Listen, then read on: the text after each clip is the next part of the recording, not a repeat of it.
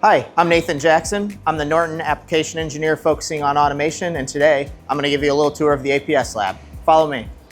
So at the center of the APS lab here is a 210 kilogram payload capacity 6-axis industrial robot. One thing that makes this cell unique is we have the capability to do abrasive to part operations or part to abrasive.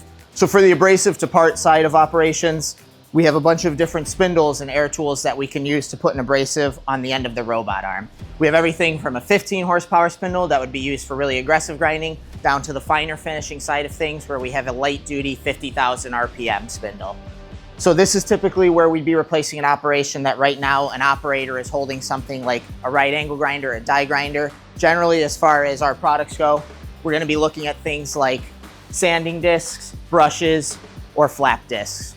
This allows us to use just about every Norton product that we make on the robot. On the other side of the cell, we have a table behind me. This is where we would use our abrasive to part methodology.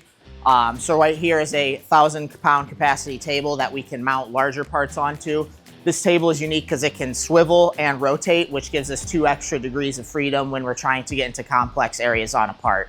Another feature we have here in the lab is compliance devices that go on the end of the robot arm. So this allows us to control the force throughout the entire grind. That's really how we mimic that human touch aspect that comes really into play when you're grinding. When we're picking up the part, that's what we would call a part to abrasive operation. We have several different grippers or spindles that we could use to mount the part and then bring it over to one of our 3 grinding heads that are behind me here. This is our 40 horsepower grinding head. This is for your really heavy duty grinding operations. Think things like cutoff operations, super abrasive wheels, foundry snagging wheels, that sort of thing. Right above that is what we'd kind of call our medium duty head. This is a 15 horsepower head.